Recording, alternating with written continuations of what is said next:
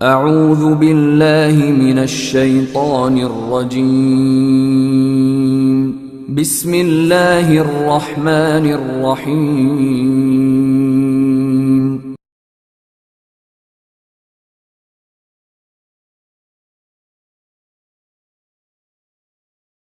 الحمدللہ رب العالمین والصلاة والسلام علی سید الانبیاء والمرسلین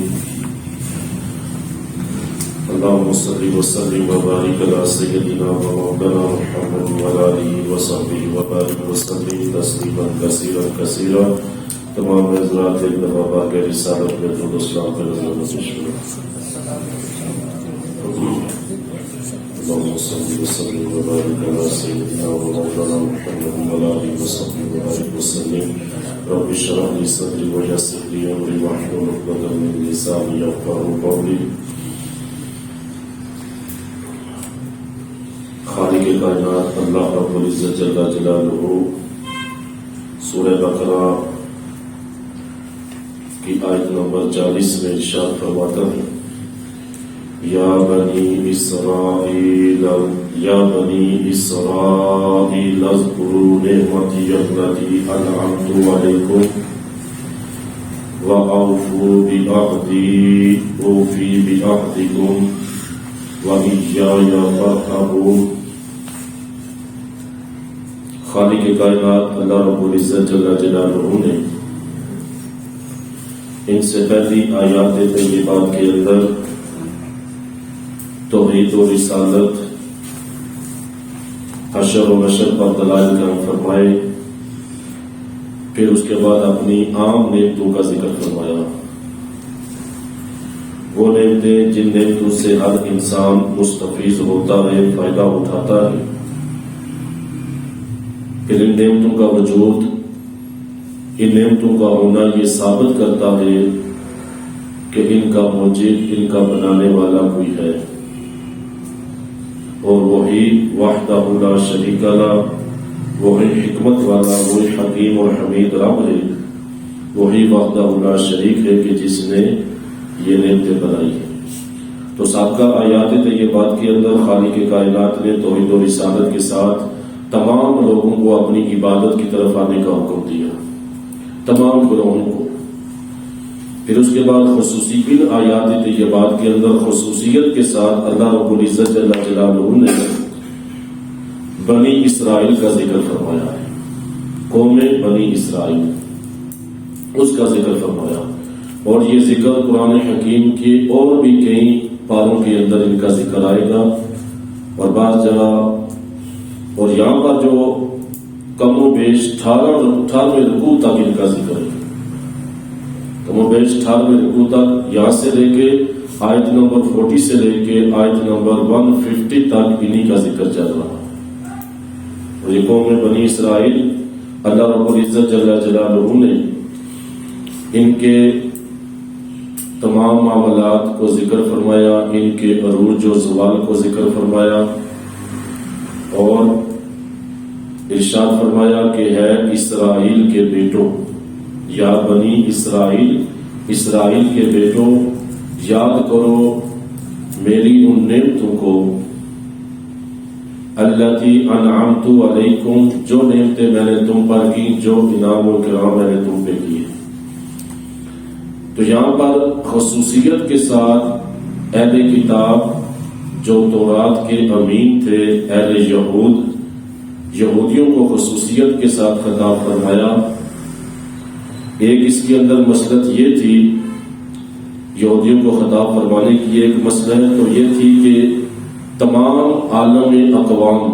اقوام عالم کے اندر، اور بالخصوص جزیرہ عرب کے اندر، جزیرہ عرب کے باشندوں میں یہودیوں کو اہم ترین مقام حاصل تھا۔ عرب کے اندر ان کا بڑا مقام و مرتبہ تھا کہ 4000 سال تک نبوت کا سلسلہ ان میں رہا، 4000 سال تک نبوت کا سلسلہ ان میں رہا، ہزاروں نبی ان کے اندر تشریف لائے، ہزاروں نبی پیدا ہو گئے، ہزاروں نبی تشریف لائے، اور جن کی وجہ سے علم و حکمت کے معاملے میں، علم و حکمت میں کوئی قوم ان کی برابری کا دعویٰ نہیں کر سکتی تھی. اس قدر ان کے پاس علم و حکمت تھا، حتیٰ کہ بعض قبائل، بعض لوگ جو رہنے والے تھے وہاں مدینہ المنورہ کے یا مکہ کے، انہوں نے یہ شرط رکھی تھی کہ جب تک یہ یہود اسلام قبول نہیں کریں گے ہم بھی نہیں کریں گے، کیونکہ ان کو وہ سمجھتے تھے کہ یہ علم و حکمت والے ہیں، یہ بڑے لوگ ہیں، ان کے پاس علم و حکمت ہے، یہ تورات کی امین ہے، یہ علماء ہیں، ان کو خبر ہے، خبریں ہیں بعد والی پہلے والی. تو ان کی یہ شرط تھی کہ جب تک یہ ایمان نہیں لائیں گے ہم اس وقت تک اسلام قبول نہیں کریں گے. تو ایک مسئلہ یہ بھی تھی، اس لیے یہودیوں کو خصوصیت کے ساتھ اللہ رب العزت نے خطاب فرمایا اور ان کو واضح فرمایا، وہ نعمتیں بھی یاد کروائیں اور فرمایا کہ جو عہد تم نے ہم سے کیا تھا اس عہد کو پورا کرو. پھر اس کے اندر، اس تفصیل کے اندر، یہ جو تفصیل کے ساتھ اللہ رب العزت نے قوم بنی اسرائیل کے معاملات بیان فرمائے، اس کے اندر ملت اسلامیہ کے لیے بھی درس ہے، ہمارے لیے بھی درس ہے، ملت اسلامیہ کے لیے بھی اس کے اندر درس ہے کہ بنی اسرائیل کی داستان عروج و زوال سے عبرت حاصل کرے، کہ ان کی داستان عروج و زوال تمہارے سامنے ہے. جب تک انہوں نے اللہ کے انبیاء، اللہ کے رسولوں اور اللہ کی اطاعت کی، اس میں لگے رہے، اللہ رب العزت نے انہیں عروج بھی عطا فرمایا، علم بھی عطا فرمایا، حکمت بھی عطا فرمائی اور حکومت بھی عطا فرمائی. تو ایک بیان کرنے کا مقصد یہ بھی ہے کہ ملت اسلامیہ اس سے درس عبرت حاصل کرے، اور جب انہوں نے اللہ کے انبیاء، اللہ کے رسولوں سے روگردانی کی، اللہ سے روگردانی کی، اطاعت سے منہ موڑا، تو اللہ رب العزت جل جلالہ نے ان کی سرکشی کی انہیں سخت سزائیں دی. تو یہی ان آیات طیبات کا قوم بنی اسرائیل، کیونکہ بہت بڑی قوم تھی، 4000 سال تک سلسلہ نبوت ان میں رہا، ہزاروں نبی تشریف لائے ان کے اندر، تو ان کے اندر عروج بھی تھا اور ان کے زوال بھی تھا. تو ملت اسلامیہ، ایک مقصد یہ تھا کہ ملت اسلامیہ اس سے درس عبرت حاصل کرے، ان کے واقعات پڑھے اور اس سے سبق حاصل کرے کہ اللہ رسول کی اطاعت کرنے کے اندر ہی حکمت بھی ہے، حکومت بھی ہے، علم بھی ہے، کامیابی بھی ہے، عزت بھی ہے. یہ ملت اسلامیہ کے لیے بھی. اور فرمایا کہ اگر یہ پیغام بھی ہے کہ اگر تم اللہ رسول کی اطاعت کرو گے تو دنیا میں عزت بھی ہوگی اور تمہاری حکومت بھی ہوگی، غلبہ بھی ہوگا. ارشاد فرمایا نا قرآن حکیم کی سورہ آل عمران کے اندر آیت نمبر 139 کے اندر فرمایا وَأَنْتُمُ الْأَعْلَوْنَ إِن كُنْتُم مُؤْمِنِينَ. فرمایا تم بھی غالب رہو گے اگر تم کامل ایمان والے، کامل مومن ہو تو تم ہی غالب رہو گے. تو ملت اسلامیہ کو درس بھی ہے ان پورے واقعات کے اندر، قوم بنی اسرائیل کے واقعات کے اندر. اور پھر اس کے بعد فرمایا یہ درس ہے تمہارے لیے، اطاعت کرو گے تو کامیابی، اطاعت کرو گے تو نصرت، اطاعت کرو گے تو غلبہ دنیا میں ملے گا تمہیں. اگر سرکشی کرو گے تو وہ بھی یاد رکھو کہ جس طرح انہوں نے سرکشی کی تو اللہ نے وقت نصر کی صورت میں ان پہ عذاب کو مسلط کیا. وہ آیا، انہوں نے تباہ، اس نے تباہ و برباد کر دیا، قلعہ سلیمانی گرا دیا، ان کا فرسٹ ٹیمپل جو تھا وہ گرا دیا، ہزاروں کو قتل کیا، غلام بنا کے ساتھ لے گئے، کئی سالوں تک غلامی کی زندگی بسر کرتے رہے، وجہ سرکشی کی اللہ کی.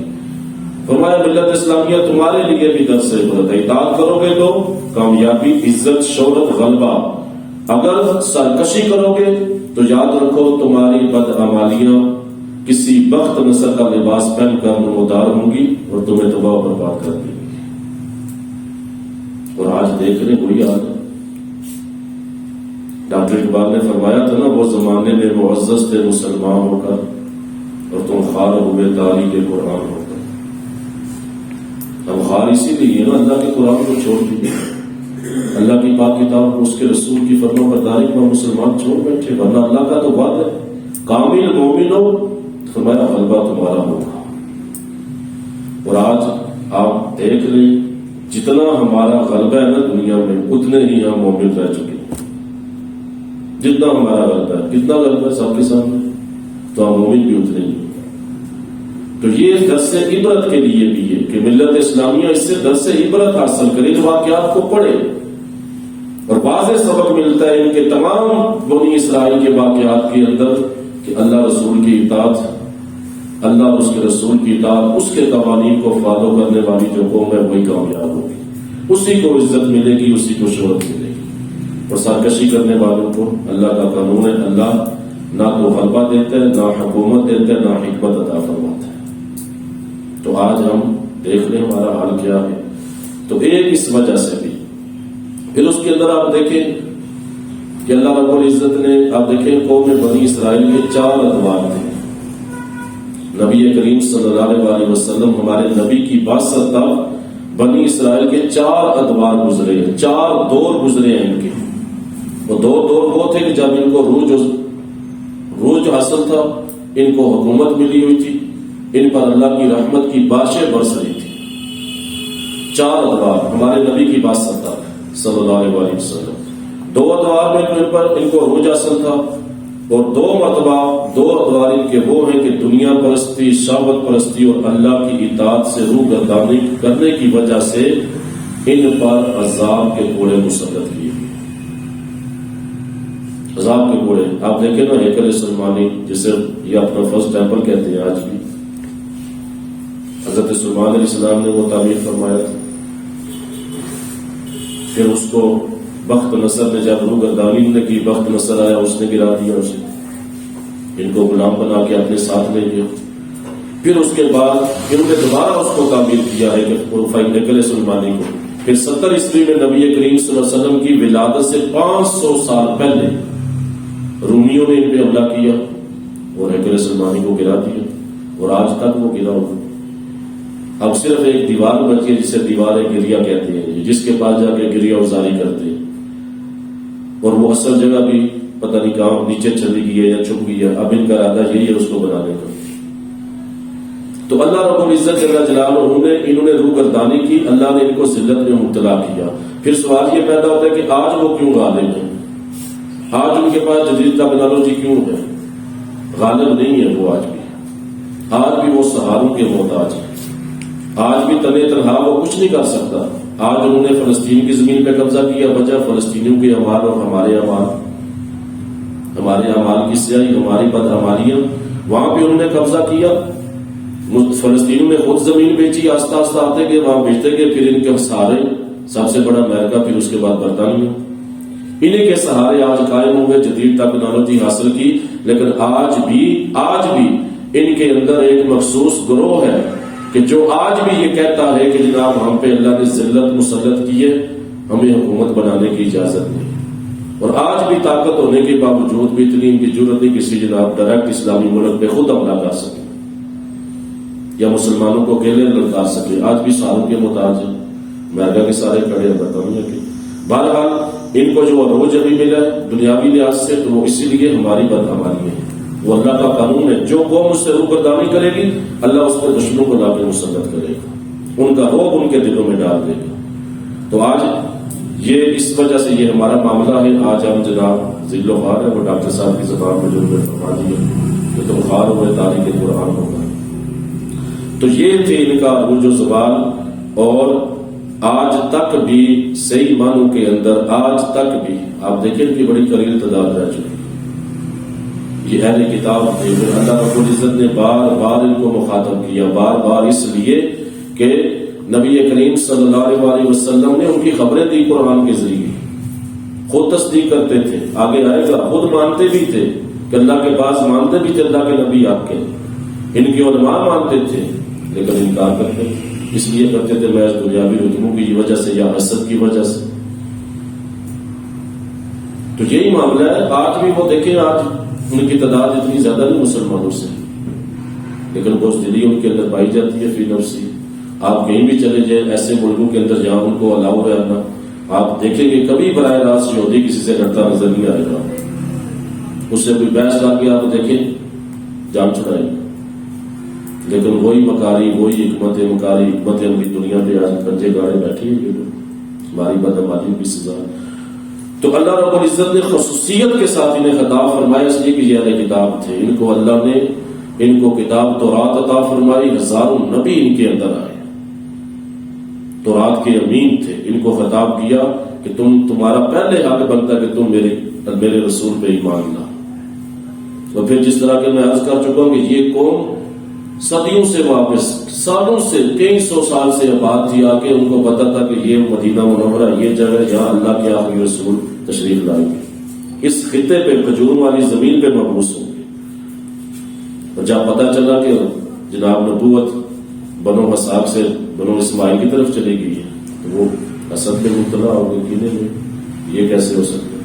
تو ارشاد فرمایا یا بنی اسرائیل لا تذکروا نعمتی التي، اسرائیل کے بیٹوں، اسرائیل کے بیٹوں، اسرائیل عبرانی زبان کا لفظ ہے اور جس کا معنی ہے اللہ کا برگزیدہ بندہ یا عبداللہ، اللہ کا بندہ یا اللہ کا برگزیدہ بندہ جس کا معنی ہے، اور یا امیر کو بھی کہتے ہیں، امیر جو ہوتا ہے، اور مجاہد کو بھی یہ اسرائیل کہا جاتا ہے۔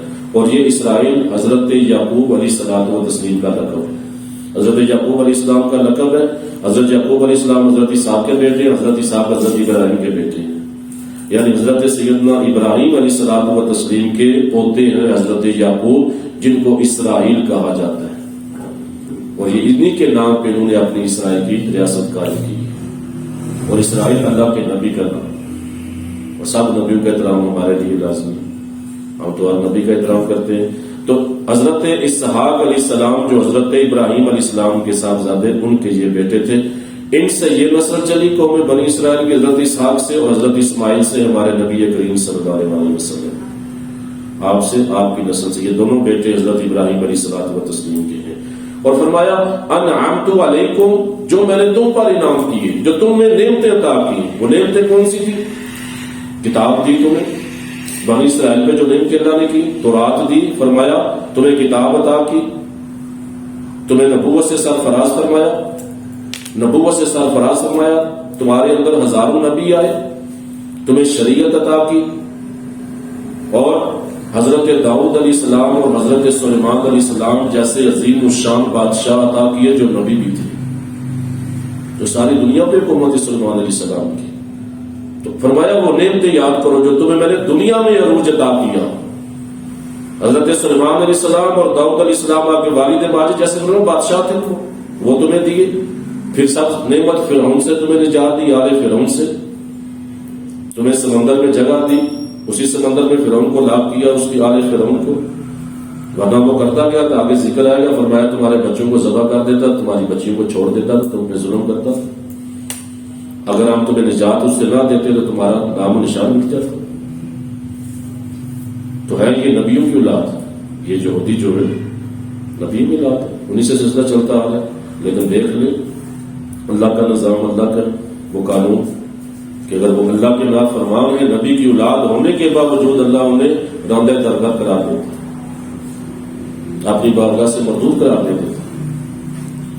تو فرمایا پھر ان کو فرمایا تمہیں سمندر سے رستہ دیا، پھر آسمان سے تمہارے اوپر من و سلوہ نازل کیا تمہارے لیے۔ جب فرمائش کی نا انہوں نے کہ ہم آسمان سے جنت سے کھانا آنا چاہیے تو من و سلوہ نازل ہوا، اور اس کی بھی انہوں نے جناب وہ بے توگیری کی بات میں آگے آئے گا، اس کا بھی ذکر ہے۔ پھر اس کے بعد فرمایا جب تم صحرا کے اندر تھے، پانی طلب کیا، پانی سے مرے جا رہے تھے، پانی طلب کیا تو اللہ نے ایک پتھر سے ان کے لیے 12 چشمے پانی کے جاری فرما دیے۔ وہ آگے انہی آیات طیبات کے اندر آگے ذکر، یہ نعمتیں فرمایا انعمت علیکم، جو تم پر میں نے نعمتیں کی ان کو یاد کرو۔ کہا کہ یا موسیٰ علیہ السلام سے عرض کیا اللہ کے نبی پیاس لگی ہے، پانی نہیں، اللہ نے حکم دیا موسیٰ اپنا عصا زمین پہ مارو، پتھر پہ مارا تو اس پتھر سے 12 چشمے پانی کے ٹوٹ پڑے۔ پھر اس کے بعد فرمایا تمہارا ایک گروہ یاد کرو، وہ بھی تھا، یہ نعمت بھی تھی۔ جب موسیٰ علیہ السلام کے پاس کوئی دور پہ آئے تو کہنے لگے اے موسیٰ ہم اس وقت تک ایمان نہیں لائیں گے جب تک ہم خدا کو سیدھا دیکھ نہ لیں۔ ایسی ایسی فرمائشیں کرتے تھے یہ، یعنی اتنی ہزاروں نعمتیں ان پہ اللہ کی۔ کہا جب تک اللہ کو نہ دیکھ لیں تو اللہ فرماتا اللہ نے سب کو موت عطا، ایک چنگاڑ بھیجی، سب کے سب مار گئے۔ موسیٰ علیہ السلام کے کہنے پہ اللہ نے دوبارہ پھر ان کو زندہ کیا۔ وہ بڑے تھے، قوم بنی اسرائیل کے سردار تھے، تو اللہ نے اپنے اس قانون میں تبدیلی کی، موت کے بعد دنیا میں دوبارہ زندگی دے دی، یعنی ایسی نعمتیں ان کو عطا فرمایا۔ انعمت علیکم وہ میری نعمتیں وہ یاد کرو بنی اسرائیل، ان نعمتوں کو یاد کر کے کوئی خیال کرو. فرمایا وَأَوْفُوا بِعَهْدِي، اور میرے عہد کو پورا کرو، میرے عہد کو پورا کرو. وَأَوْفُوا بِعَهْدِكُمْ، جب تم میرے عہد کو پورا کرو گے تو میں تمہارے عہد کو پورا کروں گا. وہ عہد کیا تھا؟ وہ عہد یہی تھا جو اللہ رب العزت نے ایک تو حضرت موسیٰ علیہ السلام کے ذریعے قوم بنی اسرائیل سے لیا تھا کہ نبی آخر الزمان تشریف لائیں گے، قرآن نازل ہوگا، ان کی تم نے اتباع کرنی ہے. خود اقرار کرتے تھے اس کا، وہ اتباع، وہ قرآن پر ایمان لائیں گے، اللہ کے آخری ان کو نشانیاں پتہ تھی سب. اور بہت سارے وہ جو یہود کے علماء جو مسلمان ہوئے صحابی رسول بنے، انہوں نے نشانیاں بیان کی. بات بڑے بڑے راہب، بڑے بڑے پادری، وہ جو ان کے راہب تھے وہ علماء تھے، انتظار کے اندر تھے کہ نشانیاں پوری ہو چکی نبی آخر الزمان کی. تو اللہ نے یہ عہد لیا تھا ان سے موسیٰ علیہ السلام کے ذریعے، تمام نبیوں سے عہد لیا تھا. وَإِذَا أَخَذَ اللَّهُ مِيثَاقَ النَّبِيِّينَ، قرآن کی واضح آیت ہے کہ اللہ نے عالم ارواح میں عہد لیا تھا، نبیوں سے بھی لیا، پھر نبیوں کے ذریعے ان کے امتیوں سے لیا. تو اس لیے نبی کریم صلی اللہ علیہ وسلم نے ارشاد فرمایا، سیدنا عمر فاروق ایک دن تو رات اٹھا لے اللہ کے رسول کی بارگاہ میں، کہا یا رسول اللہ اس میں چند باتیں اچھی، اگر لے لی جائے تو اللہ کے رسول غضبناک ہوں گے. ارشاد فرمایا میں موجود ہوں، میرے ہوتے ہوئے تم ایسا کر رہے ہو. فرمایا اگر تم اس کی تورات کو اس کو دیکھو گے تو وہ تم سے سچ بولیں گے، تم اس کی تکذیب کرو گے، وہ تم سے جھوٹ بولیں گے، تم اس کی تصدیق کرو گے، یہ اللہ کی کتاب ہے. تو فرمایا اس ذات کی قسم جس کے قبضے قدرت بھی میری جان ہے، اگر موسیٰ علیہ السلام بھی اس وقت ہوتے تو انہیں بھی میری اتباع کے سوا کوئی چارہ نہ تھا.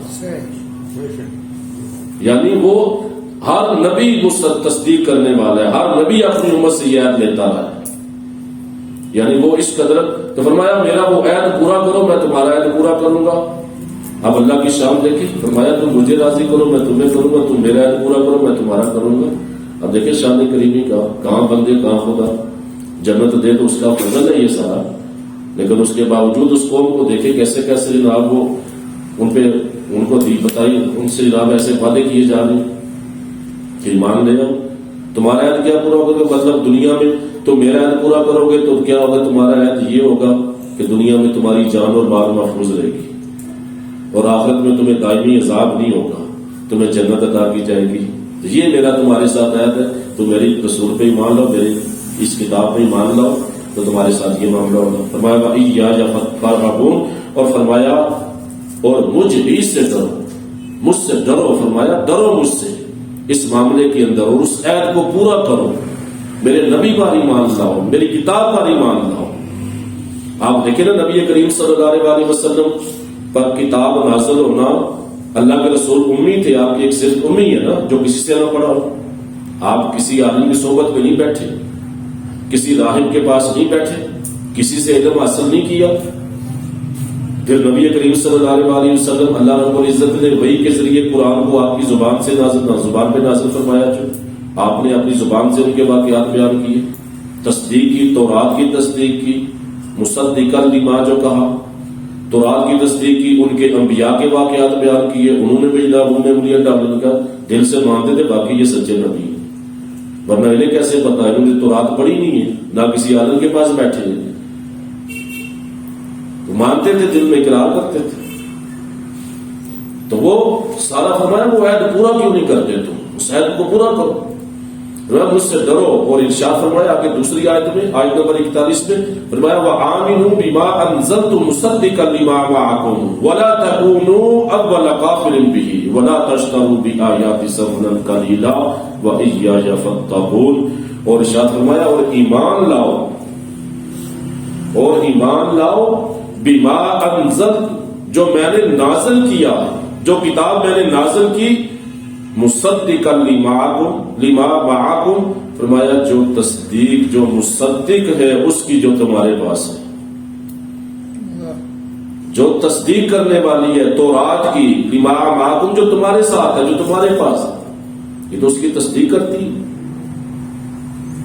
دیکھو نا تصدیق ہی ہے نا. حضرت اس قرآن نے بتایا اس کتاب کو، فرمایا اس پہ مان لو. اس نے بتایا موسیٰ تمہارے نبی تھے، عزیر تمہارے نبی تھے، اسحاق علیہ السلام تمہارے نبی تھے، یعقوب علیہ السلام تمہارے نبی تھے، اور بہت سارے ہزاروں ان نبیوں کی جو جن نبیوں کے نام بھی قرآن میں فرمایا یہ کتاب تصدیق کرتی ہے. تمہیں بتاتی ہے تم نے فلاں وقت پہ تمہارے آباء و اجداد نے کیا کیا، فلاں نے کیا کیا، فلاں نے کیا کیا، یہ سارا کچھ بتاتی ہے۔ فرمایا یہ مصدق ہے۔ پھر یہاں پر ایک سوال یہ پیدا ہوتا ہے، اللہ نے یہ نعمتیں تو ان کے آباء و اجداد میں کی تھی، تو اللہ مدینے کے یہودیوں کیوں مخاطب ہے؟ ان اہل کتاب کو کیوں کہ رہتی دنیا تک اہل خطاب سے اللہ کیوں مخاطب ہے؟ اللہ نے تو ان کے آباء و اجداد میں نعمتیں کی تھی نا۔ یاد رکھیں آباء و اجداد کی بلندی کی وجہ سے بندے کا نام بلند ہوتا ہے۔ آباء و اجداد کی وجہ سے وہ اپنے آپ کو برتر کہتے تھے کہ ہمارے آباء و اجداد ایسے تھے، انہیں برتری جو حاصل تھی اقوام عالم کے اندر، وہ اسی وجہ سے تھی کہ ہم نبیوں کی اولاد ہیں۔ اللہ نے اپنے بانو سلمان نازل کی ہے، اللہ نے موسیٰ علیہ السلام سے کلام کی ہے، تورات دی ہے، اس وجہ سے وہ عزت تھی ان کی۔ تو اس وجہ سے ساری قوم بنی اسرائیل مخاطب ہے، چاہے پہلے کے چاہے بعد کے، جن کی وجہ سے تم اپنے نام پیدا کرتے ہو، اپنے آپ کو بلند سمجھتے ہو۔ فرمایا وہ چاہے اگرچہ تمہارے آباء و اجداد تھے، لیکن تم انہی کی وجہ سے تو تمہاری عزت ہے۔ تو فرمایا ایمان لاؤ جو تمہارے پاس ہے، یہ کہ قرآن حکیم تصدیق کرتا ہے اس کتاب کی، تورات کی۔ فرمایا وَلَا تَكُونُوا أَوَّلَ كَافِرٍ بِهِ، اور فرمایا سب سے پہلے انکار کرنے والے نہ بنو اس کا، سب سے پہلے منکر نہ بنو، نہ منکر بنو اس کے۔ وَلَا تَشْتَرُوا بِآيَاتِي ثَمَنًا قَلِيلًا، اور فرمایا میری آیات کو تھوڑی قیمت کے بدلے مت بیچو، إِيَّايَ فَاتَّقُونِ، اور مجھے ہی سے ڈرتے رہو۔ اب یہاں پہ دیکھیں وَلَا تَكُونُوا، فرمایا سب سے پہلے تم انکار کرنے والے نہ بنو، حالانکہ مشرک پہلے انکار کر چکے تھے، تو پھر ان کو کیسے بولنا یہ کہ پہلے انکار کرنے والے تم نہ بنو؟ مراد یہ کہ تم اہل کتاب ہو، اور اہل کتاب میں سب سے پہلے انکار کرنے والے تم نہ بنو اس چیز کا، حالانکہ تمہیں سب کچھ پتہ ہے، ہر چیز کی تمہیں خبر ہے، پیشگوئیاں تم پڑھ چکے ہو۔ تو اہل کتاب میں سے تم اس کے سب سے پہلے تم اس کے منکر نہ بنو۔ دوسری یہ کتاب تمہاری کتاب کی مصدق یعنی تصدیق کرنے والی ہے، لہذا تمہیں تو سب سے پہلے اس پر ایمان لانا چاہیے۔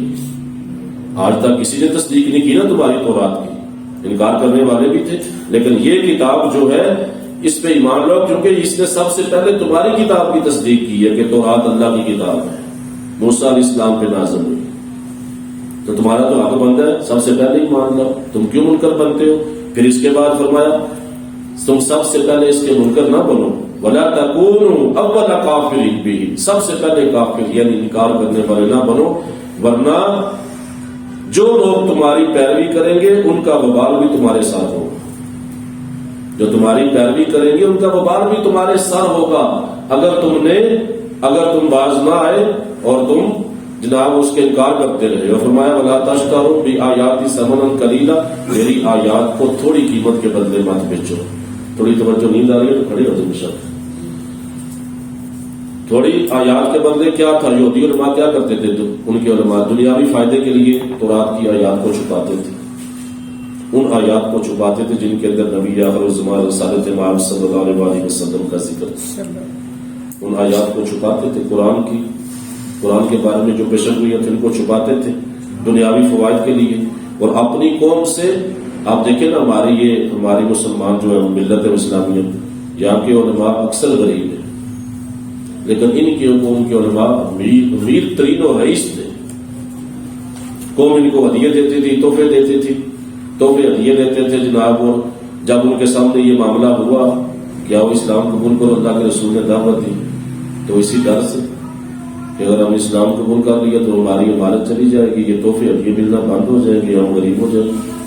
ان قیمت کے بدلے، اس دنیا کی حقیر چیزوں کے بدلے آیات الہیہ کو رد مت کرو، مت رد کرو۔ اللہ کی آیات کو مطلب یہ بیچنے کا کہ تم جو ہے نا ان دنیاوی نعمتوں کے بدلے میں رد مت کرو۔ تمہاری یہ ان کو پتا تھا، وہ کہتے تھے کہ جناب اگر تم قرآن پہ ایمان لے آؤ گے، اللہ کے رسول پہ ایمان لے آؤ گے، تمہیں پتا تھا ہماری یہ مسند ہے، ہماری چوتراہٹ یہ ختم ہو جائے گی۔ تو اللہ نے اس سے ان کو روکا، فرمایا وہ قلیل ہے، دنیا حقیر سی دنیا کے لیے تم اللہ کی آیات کو رد کرتے، انکار کرتے تھوڑی سی قیمت کے بدلے۔ پھر اس کی تعویل اور یہ بھی ہے کہ وہ رشوت لے کے آپ کو چھپاتے تھے، رشوت لے کے آپ کو چھپاتے تھے۔ پھر اس کے اندر یہ بھی ہے کہ وہ تحریفات کرتے تھے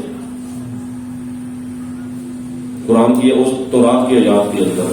فرمایا وَأَنْتُمْ تَعْلَمُونَ، فرمایا اللہ کہ تم فَإِيَّايَ فَاتَّقُونَ، فرمایا اللہ سے ڈرتے رہو، مجھ سے ڈرتے رہو اس معاملے کے اندر، ایسا مت کرو، ایسا مت کرو۔ پھر اس کے بعد فرمایا وَلَا تَلْبِسُوا الْحَقَّ بِالْبَاطِلِ وَتَكْتُمُوا الْحَقَّ وَأَنْتُمْ تَعْلَمُونَ، اور فرمایا حق کو باطل کے ساتھ مت ملاؤ، حق کو باطل کے ساتھ مت ملاؤ، اور جان بوجھ کر حق کو نہ چھپاؤ، انتم تعلمون، جان بوجھ کر، نہ کہ تم جانتے ہو، جان بوجھ کر ہم کیا چھپاتے تھے؟ نبوت کو چھپاتے تھے اللہ کے رسول۔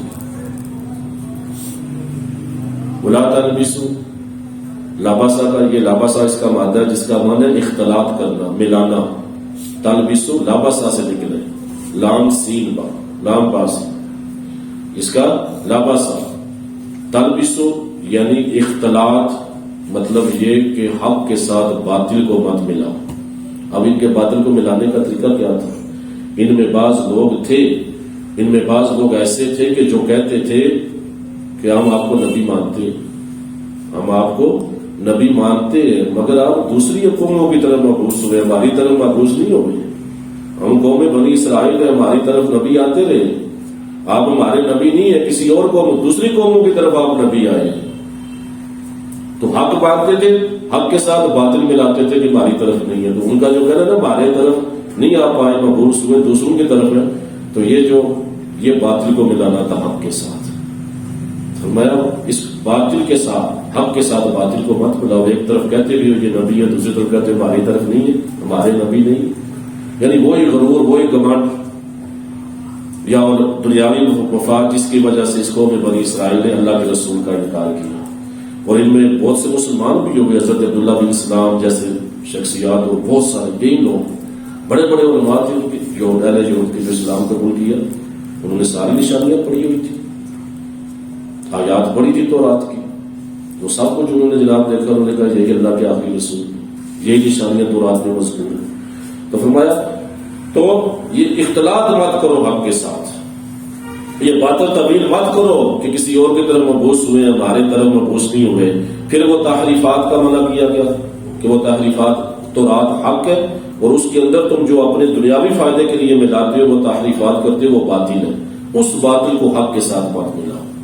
ایک یہ اس کی تفسیر، اور دوسرا تکتمون الحق، حق کو چھپاتے، نبوت کو چھپاتے، اللہ کے رسول کی نبوت کو چھپاتے، جہاں کہ تم جانتے ہو، تمہیں سب کچھ پتہ ہے۔ قرآن حکیم کی سورہ بقرہ کو دیکھیے 146 کے اندر، 146 سورہ بقرہ کے اندر اللہ رب العزت نے فرمایا یعرفونہ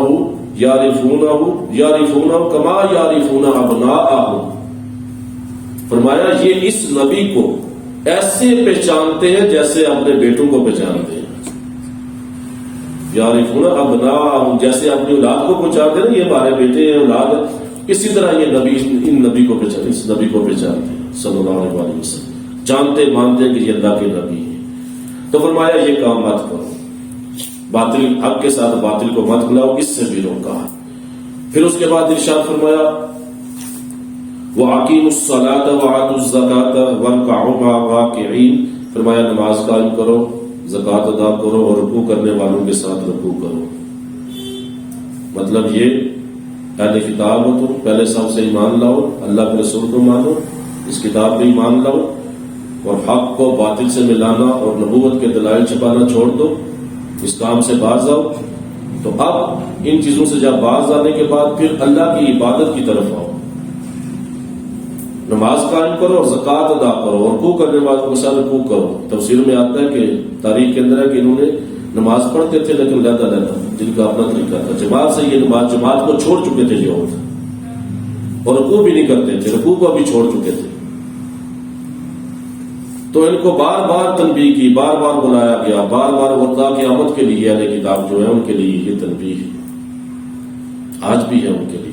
یہ نہیں کہ آج بھی جو اہل کتاب ہے، یہودی عیسائی ہیں، ان کو اللہ کا پاک کلام دعوت دیتے ہیں اسی کو۔ تو فرمایا اس کے بعد تمہیں لازم ہے کہ تم نماز قائم کرو اور زکوٰۃ ادا کرو، رکوع کرنے والوں کے ساتھ رکوع کرو۔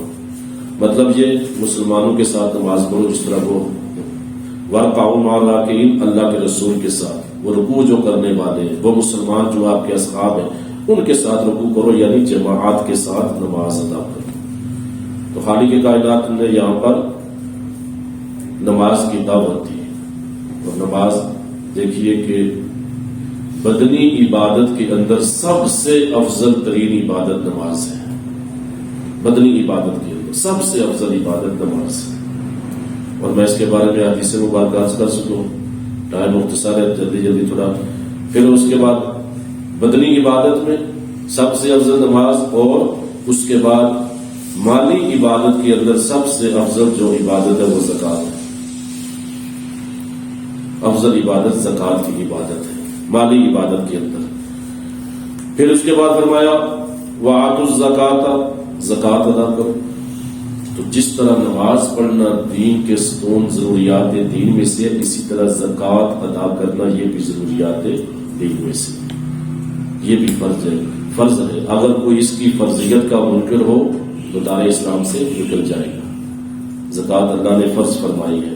اور زکوٰۃ کا لغوی معنی پاکیزگی، افزائش نسل، یعنی کسی چیز کا بڑھنا. زکوٰۃ کہتی ہے اسی کو کہ مال کو بڑھنے کا سبب بنتی ہے.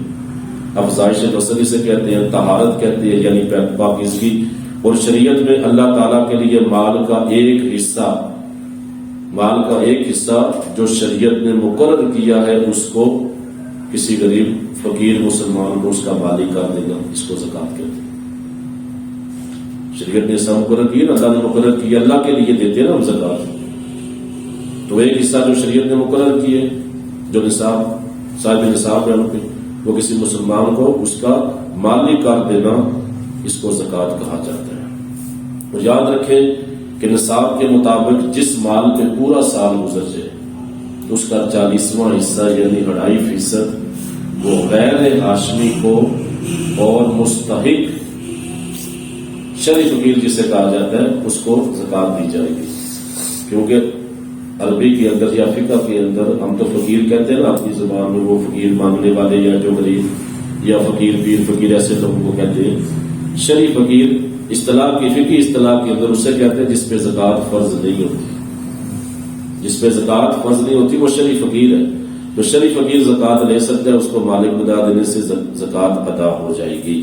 اور غیر ہاشمی نبی کریم صلی اللہ علیہ وآلہ وسلم بنی ہاشم، آپ کی اولاد بنی ہاشم سے مراد حضرت علی، حضرت عقیل، حضرت جعفر ان کی اولادیں، اور حضرت عباس اور حضرت حارث بن عبد المطلب ان کی اولادیں، یہ ہاشمی خاندان سے کہلاتی ہیں. ان کو زکوٰۃ نہیں دے سکتے. اللہ کے رسول نے اس کی ممانعت فرمائی. کیوں فرمائی؟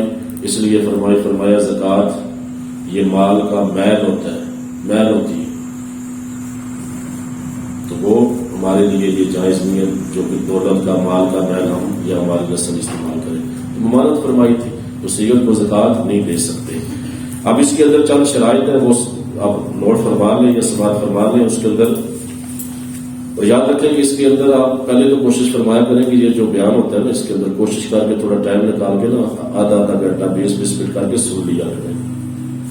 ہو سکتا ہے مجھ سے بھی غلطی ہو جائے، آپ میری اصلاح فرما دیں. اس کے اندر یاد رکھیں کہ یہ جو بیان ہوتا ہے یا درس ہوتا ہے، اسی میں سے آپ کا ٹیسٹ آئے گا. یا جو آپ لکھتے ہیں تو لکھنے سے کوئی رہ جائے تو آپ سن لیا کریں، فائدہ دے گا. کوشش کریں سن لیں، اگر کوئی غلطی ہو جائے میری اصلاح کر کے، باقی اس کو جو چیز رہ گئی ہے نوٹ کرنے والی وہ سن کے نوٹ کر لیا. اگر کوئی چھٹی کر جاتا ہے بندہ، مجبوری ہے، چھٹی ہو گئی ہے، پہلی بات ہو کہ چھٹیاں دیکھی جائیں گی پروگریس رپورٹ کے اندر. اور دوسرا اگر کوئی مجبوری ہو جاتی ہے تو بندہ بعد میں سن لے اس کو. اگر جب 1 گھنٹہ 20 منٹ بڑا مشکل ہو جاتا ہے، لیکن کوشش کر لیا آدھا 20 منٹ کر کے آدھا گھنٹہ کر کے بندہ سن لے. تو یہ اس کے اندر نوٹ فرما لیا کریں آپ اسی کے اندر سے نا. مقصد ہمارا یہ ہے، مقصد کیا ہے؟ مقصد یہی ہے نا کہ آپ یہ جو پروگریس رپورٹ یا ٹیسٹ لینے ہیں، مقصد یہ کہ ہمیں یاد ہو، ہمارا دین ہمیں یاد ہو، اللہ کا پاک کلام ہمیں یاد ہو. اور کیا مقصد ہے؟ اور تو کچھ نہیں ہے. تو اس کو کم سے کم تھوڑا سا نا ویڈیو کو سن لیا کریں جس طرح میں نے عرض کی. تو یاد رکھیں زکوٰۃ کی چند شرائط ہے. سب سے پہلے شرط ہے مسلمان ہونا. کافر پہ زکوٰۃ نہیں ہے. اسلام شرط ہے زکوٰۃ کے لیے. مطلب کیا کافر پہ زکوٰۃ نہیں؟ اس کا مطلب کیا؟ مطلب یہ کہ اگر کوئی کافر مسلمان ہو تو اس کو یہ نہیں کہیں گے کہ زمانے کفر کی زکوٰۃ بھی ادا کرو. تو سمجھ آ گئی؟ اگر کوئی مسلمان ہوتا ہے کافر تو اس کو یہ مطالبہ نہیں کیا جائے گا کہ کفر جتنا تم نے کفر میں وقت گزارا ہے اس کی بھی زکات دو، یہ مطالبہ نہیں ہوگا. تو اس لیے مسلمان کی شرط ہے. اور دوسری شرط ہے بلوغ، بالغ ہونا. بالغ پہ زکات فرض ہے، نابالغ پہ نہیں ہے. اور تیسری ہے عقل مند پہ زکات فرض ہے. جو مجنون ہے یا پاگل ہے اس پہ زکات فرض نہیں ہوگی. اس ضمن کے اندر یہ بھی یاد کر لیں کہ اگر بندہ کوئی پاگل ہے، جنون طاری ہوتا ہے، اس سے ہوش نہیں رہتی، تو سال کے شروع میں جنون طاری ہوتا ہے، درمیان میں ٹھیک ہو جاتا ہے. پھر سال کے آخر میں جنون ہوتا ہے، درمیانی کنڈیشن اس کی ٹھیک ہوتی ہے. یعنی اول آخر میں تھوڑا اس کو پاگل پن کے دورے پڑتے ہیں، باقی ٹھیک رہتا ہے، تو اس پہ زکات پھر فرض ہوگی. جس کو مستقل جنون گھیر لے پورا سال، یعنی مجنون ہے، وہ پاگل ہے، اس پہ پھر زکات فرض نہیں ہوگی. تیسرے اسی طرح آزاد ہونا اسلام کے اندر، غلام پہ اسلام نے زکات نہیں رکھی، زکات غلام پہ نہیں ہے. اسی طرح مال جو بقدر نصاب ہے اس کا مالک ہونا، مال بقدر نصاب اس کا مالک ہونا. بقدر نصاب کیا؟ یعنی جس پہ زکات فرض ہے. 7.5 تولے سونا، 52 تولے چاندی، اس کو نصاب کہتے ہیں زکات کا. 52 تولے چاندی، 7.5 تولہ سونا، یا اس کی قیمت، اتنی مالیت کی رقم، یا اتنی مالیت کا کاروبار، تجارت، یا اتنی مالیت کا ضرورت سے زائد سامان اگر یہ پاس ہے تو بندے پہ زکات فرض ہو جائے گی. سمجھ آ گئی؟ کتنی مالیت؟ 7.5 تولے سونا، 52 تولے چاندی، اس کی یا اس کی قیمت، یا اتنی مالیت کا مال تجارت، یا اتنی مالیت کا وہ سامان جو حاجت سے زاہد ہو، اس پہ زکات فرض ہوگی. وہ ڈیٹیل میں آپ سے عرض کر دیتا ہوں. اسی طرح نصاب، اگلی شرط ہے نصاب کا. یہ جو نصاب میں کہہ رہا ہوں نا، جس پہ زکات فرض 7.5 تولے 52، نصاب کا حاجت سے فارغ ہونا، حاجت اصلیہ سے فارغ. مطلب یہ کہ وہ نصاب بندے کی حاجات اصلیہ کیا ہے؟ حاجت اصلی کہتے ہیں اس کے کھانے پینے کا خرچہ، اس کی بیوی کا، بچوں کا، اس کی رہائش کا، اس کی سواری کا، کھانا پینا، میڈیکل وغیرہ سارا کچھ اس کے اندر آ جاتا ہے. کپڑے وغیرہ، جوتیاں، اسکول کے خرچے، ہر چیز نکال کے اگر اس کے پاس اتنا مال بچتا ہے جو 7.5 تولے سونا یا 52 تولے چاندی کی برابر ہے قیمت کے، تو اس پہ پورا سال گزر گیا، اتنا مال اس کے پاس موجود رہتا ہے، وہ اس کے پاس پیسے ہوں، تجارت کا سامان ہو، تو پھر اس پہ زکات فرض ہوگی. اور نصاب جو ہے نا مکمل طور پر اس کے بندے کے قبضے میں ہونا چاہیے. مال، وہ جو مال ہے بندے کا، وہ بندے کے مکمل قبضے میں ہو. مثال کے طور پہ بندے کا 7.5 تولے یا اس سے اباؤٹ سونا ہے، لیکن کسی اور کے قبضے میں، یا اس کے بندے کے پاس 4 لاکھ 2 لاکھ 5 لاکھ روپے کسی اور کے قبضے میں، اس کے قبضے میں نہیں، تو پھر ایسے بندے پہ زکات فرض نہیں ہوگی، کیونکہ اپنے قبضے کے اندر نہیں ہے. مال پر قبضہ لازمی شرط ہے، یہ شریعت نے رکھا ہے. پھر اسی طرح نصاب کا دین سے فارغ ہونا، یعنی دین کہتے ہیں دال زبر یا نون، دین کہتے ہیں قرض کو. اب ایک بندہ جب سال گزر جاتا ہے نا، بندہ 1 لاکھ روپیے، اس پہ زکات 2.5% 2500 روپیہ زکات ہوگی.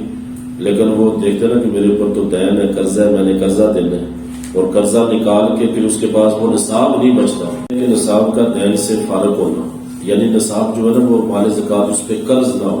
قرض نہ دینے کے بعد اگر اتنا مال بچتا ہے کہ زکات دی جائے تو پھر زکات بنے گی، ورنہ زکات نہیں ہوگی. وہ میں نے عرض کر دیا 7.5 تولے چاندی، 7.5 تولے سونا، یا 52 تولے چاندی کی مقدار رقم اگر بندے کے پاس موجود ہے تو وہ اس پہ نصاب بنے گا، وہ زکات دے گا. اسی طرح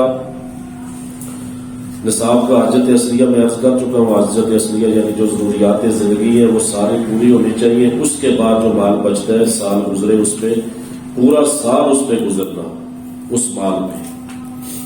وہ مال آتا جاتا ہے لیکن اس کی مقدار رہتی ہے اتنی کہ جو اس نصاب تک پہنچتی ہے. خرچ بھی ہوتا ہے لیکن اس میں اور آ جاتا ہے، اس طرح تجارت کے اندر ہوتا ہے. عمومی طور پہ وہ مال قائم ہی رہتا ہے اتنا پورا سال، یعنی چاند کے حساب سے.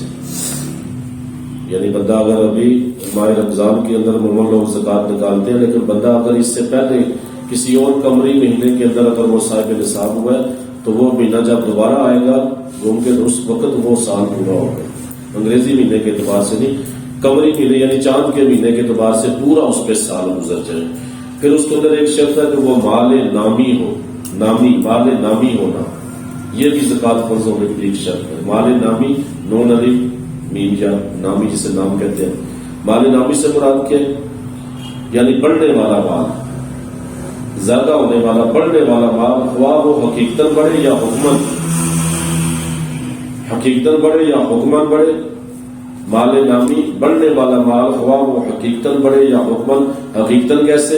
کہ جس طرح آپ تجارت کرتے ہیں وہ مال بڑھتا ہے. اسی طرح وہ جناب جانور ہیں جو جنہیں سائمہ کہا جاتا ہے، سائمہ چرائی کے جانور جن پہ زکوٰۃ ہے تو وہ بھی بڑھتے ہیں، ان کی بڑھوتری ہوتی ہے. تو اس کے علاوہ سونا چاندی ہے، یہ حکمن جو ہے نا مال بڑھنے والا مال ہے کہ اس کی مالیت بھی بڑھتی رہتی ہے. اب سونے چاندی کا جو معاملہ ہے یہ بندے کے پاس اپنے پاس ہے یا بیوی کے پاس ہے. بیوی مالک ہے تو بیوی زکوٰۃ دے گی، اس کی شوہر مالک ہے تو اس پہ لازم شوہر زکوٰۃ دے گا. بیوی کی ملکیت والا جو زیور ہے اس کی زکوٰۃ شوہر پہ لازم نہیں، یہ یاد رکھیے گا. بیوی کی ملکیت جو اپنے ماں باپ کے گھر سے لے کے آتی ہے یا شوہر اس کو مالک بنا دیتا ہے، شوہر اس کو مالک بناتا ہے اور وہ اس کی ملکیت ہے تو وہ شوہر پہ لازم نہیں ہے اس کی زکوٰۃ دے. ہاں انڈرسٹینڈنگ ہے آپس میں، ٹھیک ہے جی، شوہر کہ جی میں اپنی بیوی کی دیتا ہوں. لازم کا مطلب یہ کہ لازم جو ہوتی ہے فرض وہ نہیں ہے. ہاں خوشی سے اپنی دے دے تو وہ رہتا بات، عورت اس کی اجازت دے دے ٹھیک ہے. بعض معاملات ایسے ہیں جن کے اندر اپنے اپنا حساب کتاب ہے، اس طرح زکوٰۃ کا معاملہ ہے تو عورت کا اپنا سونا تو اپنا دے. مرد کی ملکیت ہے تو مرد وہ اس کی زکوٰۃ دے گا، اس کی زکوٰۃ مرد ادا کرے گا.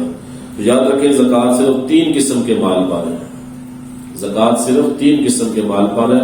ایک سونا چاندی جسے ثمن اصلی کہا جاتا ہے، سونا چاندی ثمن اصلی. اور جس طرح میں نے عرض کیا نا کہ سونا چاندی بعض اوقات ہوتا کہ سونا رکھا ہوا ہے ویسے ہی اس کا بیچتے نہیں خریدتے نہیں لیکن شوق سے پہنتے ہیں.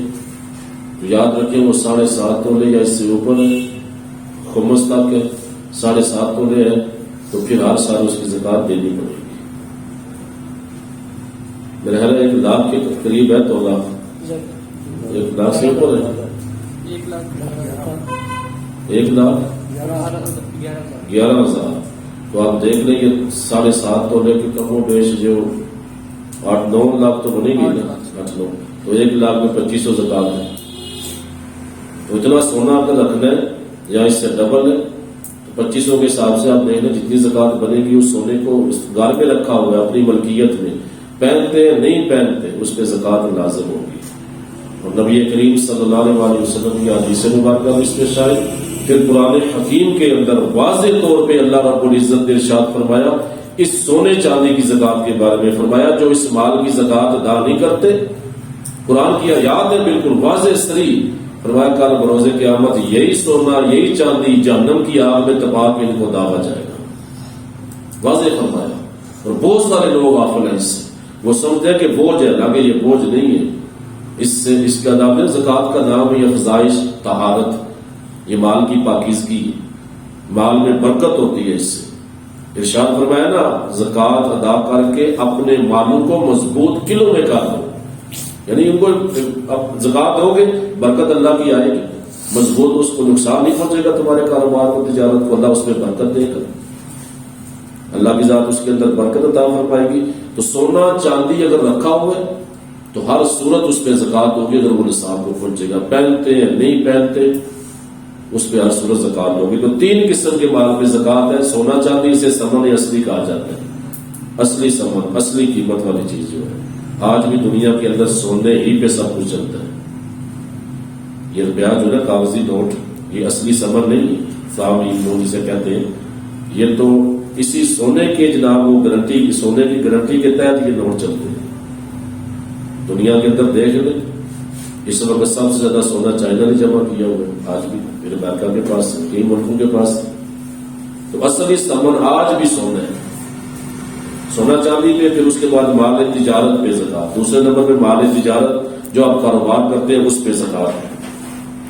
اور تیسرے نمبر پہ سائمہ سین الف وہ جو چرائی پہ چھوڑے ہوئے جانور ان کی مخصوص مقدار ہے، وہ انشاءاللہ میں عرض کر دوں گا، وہ 1-2 پہ نہیں ہے، یعنی بکریاں کی تعداد ایک مخصوص اس پہ ہو تو چرائی پہ چھوڑے ہوئے جو جانور باہر چل کے پلتے ہیں ان پہ زکوٰۃ ہے۔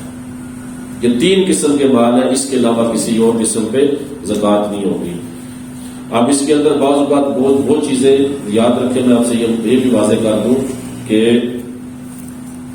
بعض اوقات بندہ سونے کا مالک ہوتا ہے، یہ مسئلہ اس دور میں ہے تو واضح کر دوں، سونا پاس ہے لیکن بینک میں رکھوا کے قرض لیتے ہیں، ہوتا ہے محمد رحمٰ نے لیا ہوتا ہے، تو اگر سونا رہن رکھا ہوا ہے بینک میں تو ظاہر اپنے قبضے میں نہیں ہے تو اس پہ زکوٰۃ نہیں ہوگی، اس پہ کیونکہ مجبوری ہے، قرض دیں گے پیسہ واپس کریں گے تو سونا ملے گا۔ اب اپنی کنڈیشن بھی ایسی ہے، اگر جو اس کے پاس وہ جناب اتنا مال ہے جو اس نے قرض لی ہے نصاب کو پہنچ کر اس مال کی زکوٰۃ ہو جائے گی، لیکن وہ سونا جو قبضے میں نہیں رہن رکھا ہوا ہے اس پہ زکوٰۃ لاگو نہیں ہوگی۔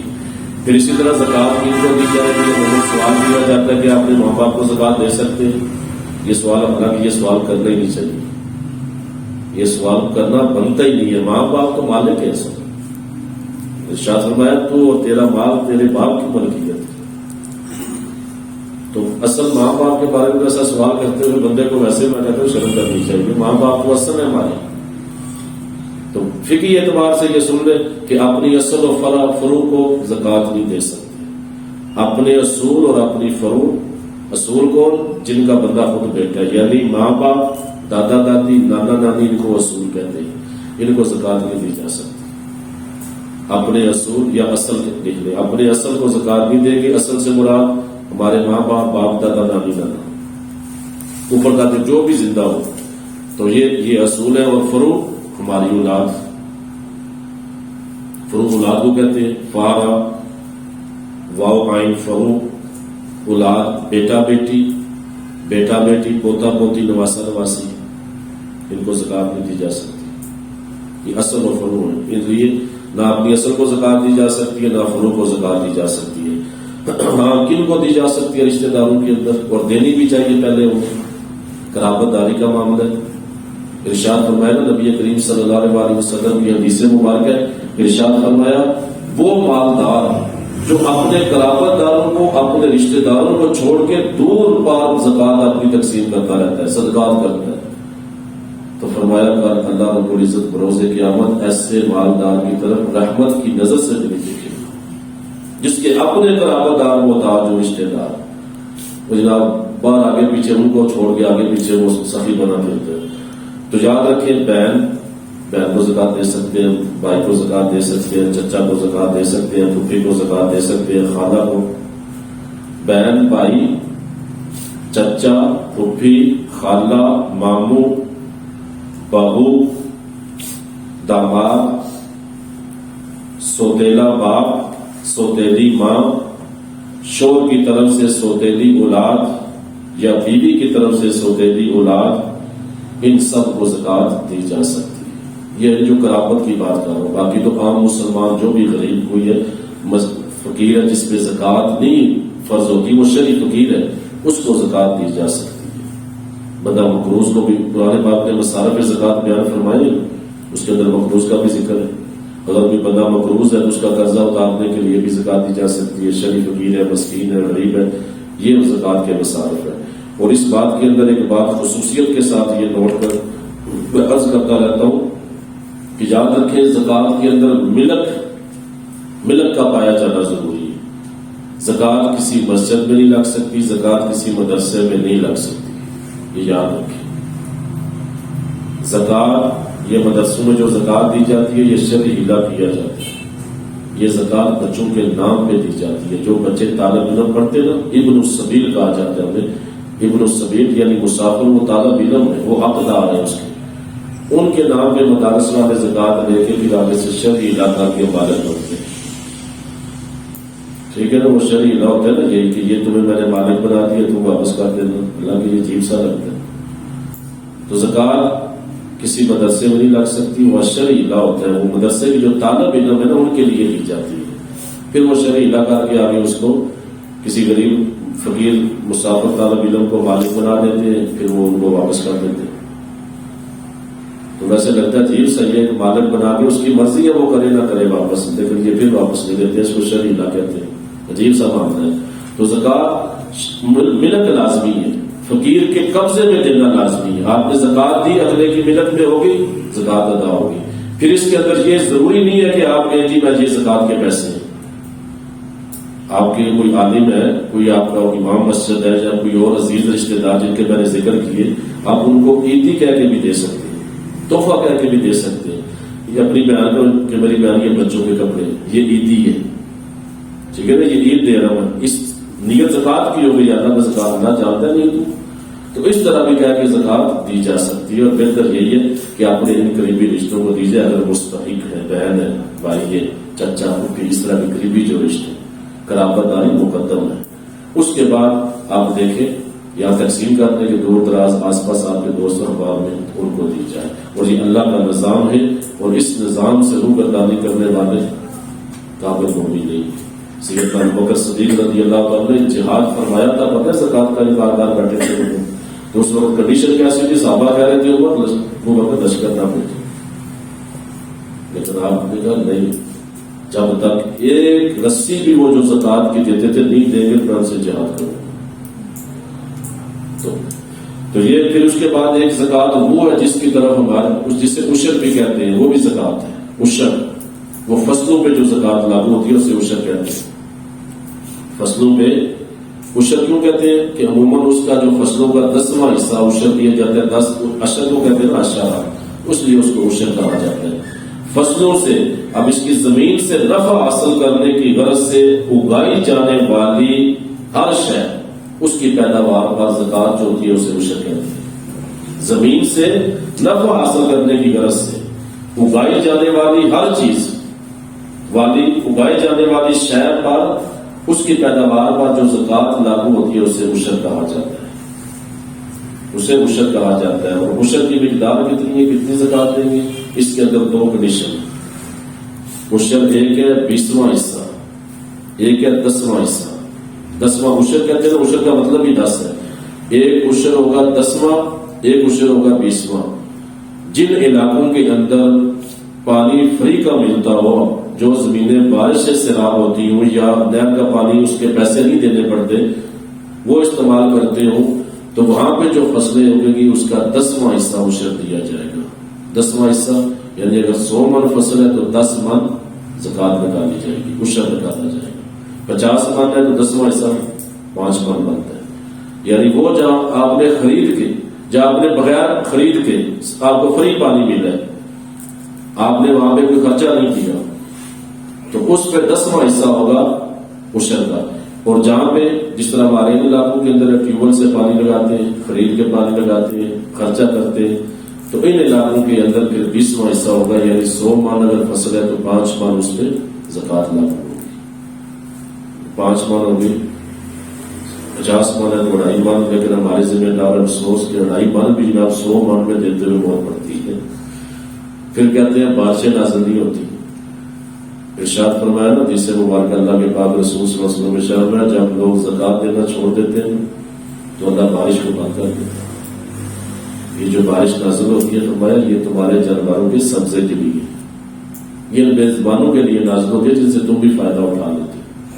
پھر بارشیں دیکھیں نقصان کتنا ہوتا ہے فصلوں کا۔ یقین کریں اندرون سندھ کے علاقے میں گیا ہوں، ان علاقوں میں ایسے ایسے علاقے یا یہ تھال کے علاقے یا لوگوں کو صحیح کلمہ پڑھنا نہیں آتا، زکوٰۃ کا بولو تو سمجھ جو ہے وہ جرمانہ شاید ہمارے اوپر، جس طرح وہ کافر سمجھتے تھے یا منافقین سمجھتے تھے۔ تو فصلیں دیکھیں کتنی تباہ و برباد ہوئی سیلابوں کے اندر۔ پھر یہی آفتیں آتی ہیں، دیکھنا یہ نہیں کہ ہم اللہ کا حق ادا نہیں کرتے، تو پھر گلے شکوے ہوتے ہیں، یہ ہو گیا وہ ہو گیا۔ تو یہ عشر بھی زکوٰۃ کی اس پہ لازمی ہے۔ پھر آپ نے کیا فرمایا، یہ اس کی تفصیل سی واقعی الصلاۃ واقعی الصلاۃ وآتوا الزکاۃ وارکعوا واقعین، فرمایا نماز قائم کرو، زکوٰۃ ادا کرو، رکوع کرنے والوں کے ساتھ رکوع کرو۔ ٹھیک، آگے فرمایا اتأمرون الناس بالبر وتنسون انفسکم وانتم تتلون الکتاب افلا تعقلون، اور فرمایا تم لوگوں کو نیکی کا کہتے، نیکی کا حکم کرتے ہو اور اپنی جانوں کو بھولے ہوئے، حالانکہ تم کتاب کی تلاوت کرتے ہو، تو کیا تمہیں عقل نہیں؟ افلا تعقلون۔ ورکعوا، یہ فرمایا نا وہ تم بلا وہ چھپاتے کیا تھے اس کے اندر؟ اپنی جانوں کو تم بھولے ہوئے کام اور انہوں ناس کیا تھا وہ؟ فرمایا بھولنے سے مراد چھوڑ دینا. بھولنے سے مراد یہ نہیں کہ بھول گئے، بھولنے سے مراد تم چھوڑ دیتے ہو، خود عمل نہیں کرتے. کیا تھا؟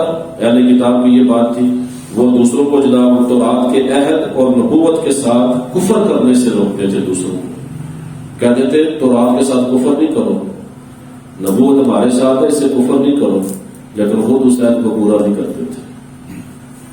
اللہ کے رسول پہ ایمان نہیں لاتے تھے، آخری رسول رسالت ماں پہ ایمان نہیں لاتے تھے، خود وہ کفر کرتے تھے. لوگوں کو کہہ رہے، اللہ کہتا ہے خود کیسے تم اتامرون الناس بالبر، لوگوں کو تو نیکی کا کہتے ہو، خود اس پہ عمل نہیں کرتے، تمہیں عقل نہیں ہے. اللہ کی کتاب کی تم تلاوت کرتے ہو، یا پھر اس سے پھر اس کے بعد خود تورات میں کیے ہوئے اللہ کے عہد کو توڑتے ہو. جو تورات کے اندر اللہ کا یہ عہد موجود ہے کہ نبی آخر الزمان، تو ایمان لاؤ گے. لوگوں کو تو کہتے ہو تورات کی امین بنو اس کی، لیکن خود عمل نہیں کرتے. تم پھر تمام رسولوں کی تصدیق نہیں کرتے. پھر مجھ سے جو اللہ فرماتا ہے مجھ سے جو کیے ہوئے جو عہد ہے تمہارے ان کو پورا کیوں نہیں کرتے؟ تم نے موسیٰ علیہ السلام کے ذریعے تم سے عہد دیا تھا میں نے، نبی آخر الزمان کا، تم اس پہ کیوں عمل نہیں کرتے؟ کیوں عہد پورا نہیں کرتے؟ تو فرمایا تامرون الناس، لوگوں کو تو نیکی کا کہتے ہو، حکم دیتے ہو، اور اپنی جانوں کو بھولے ہوگے. حالانکہ تم کتاب کی تلاوت کرتے ہو. تو اس کے اندر ویسے تو یہ خصوصیت کے ساتھ اہل کتاب کو اللہ کے ساتھ مخاطب ہے، لیکن یہ عام زجر و تبیہ جو کی گئی ہے یہ عام حکم ہے ہر بندے کے لیے، بالخصوص علماء کے لیے، بالخصوص مقتدا بھی جو ہے ان کے لیے، بالخصوص مشائخ کے لیے، جو مشائخ سے جو تربیت کرتے ہیں روحانی لوگوں کی، کہ وہ جو لوگوں کو کہتے ہیں خود اس پہ عمل ہونا چاہیے. نبی کریم صلی اللہ علیہ وسلم کے حدیث مبارکہ فرمایا معراج کی رات میں گیا تو میں نے دیکھا ایک قوم کو دیکھا جن کے ہونٹ آگ کی کینچیوں سے قتلے جا رہے تھے. ارشاد فرمایا جبریل کیا عرض کی یا رسول اللہ یہ دنیا کے خطیب ہیں، یہ دنیا کے واعظ کرنے والے ہیں. ایک روایت میں یہ آپ کی امت کے خطیب ہیں جو لوگوں کو نیکی کا کہتے تھے لیکن خود عمل نہیں کرتے تھے. تو بہت نازک مسئلہ ہے یہ نا، اس معاملے کے اندر بہت احتیاط کی ضرورت ہے. یہ عام زجر و تبیہ ہے کہ اس میں دیکھو کیا کہتے ہو، خود اپنے معاملہ کے اعتبار. پھر دوسری حدیث مبارکہ کا ارشاد فرمایا اس عالم کی مثال جو دوسروں کو نیکی کا کہتا ہے، نیکی کی دعوت دیتا ہے، خود عمل نہیں کرتا. فرمایا اس چراغ کی طرح جو خود کو جلاتا رہتا ہے، دوسروں کو فائدہ دیتا ہے لیکن خود کو جلاتا ہے. اس چراغ کی طرح جو خود لوگوں کو تو فائدہ دیتا ہے، روشنی دیتا ہے، لیکن خود کو جلاتا رہتا ہے. تو یہ حکم جو ہے نا، کوشش ہونی چاہیے کہ یہ بندہ اس پہ عمل بھی ہونا چاہیے، جو کہتا ہے اس پہ عمل ہونا چاہیے. لیکن اس کے اندر طویل ترین بحث ہے، طویل ترین مذاہب اربعہ کی، علماء کی، جس کا لب لباب یہی ہے، نچوڑ یہی ہے.